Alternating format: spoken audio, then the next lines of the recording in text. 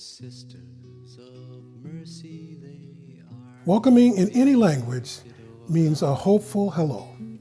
It means your presence is honored, your presence is meaningful, and that you're a child of God. In a church like ours, we have the ability to make people feel the warmth of Christ as well as the welcoming words. The struggles of being really welcoming is be able to listen to others and to be able to then incorporate our ideas together. Struggles are really sitting down and listening to one another's stories, and taking the time and not being defensive about where I'm coming from in my story and where you're coming from in your story, and how do we blend all of that together. You who must leave everything. Because St. Julie's is modeled after the Pact Organization system or model, people are encouraged to get to know each other through one-to-one conversations, and I think that really helps people feel welcome. Well, I've been way off. I'm from an Indian background.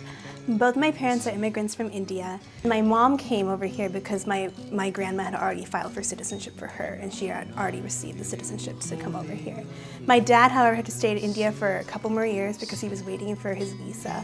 For my parents, they had to wait so long for their visa to come here. My parents tell me that they were struggling. Basically, they're living paycheck to paycheck. They wouldn't buy anything outside. They were worried if they would have the money to buy formula for me. I've always dreamed that if I ever had a chance to come into USA, was to come in and work so I can provide food and money for my parents, that they were really struggling to get the everyday, to put everyday food on the table.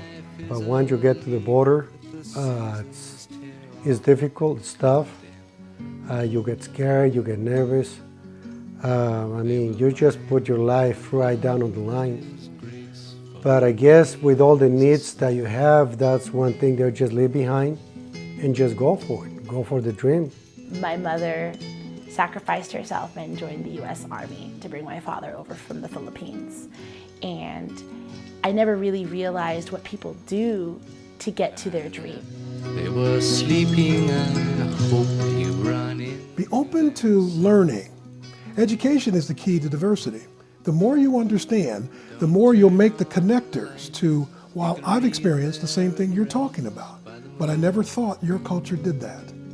That's the best way to start the process. Diversity is a constant learning process, but it's a fun one. We shouldn't be scared of it.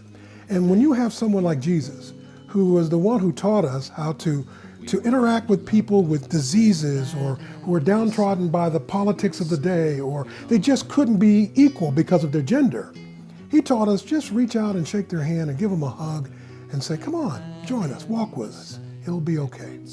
That's something that we are empowered to do. For me, it goes back to the personal stories. For me to sit and to listen has changed my heart.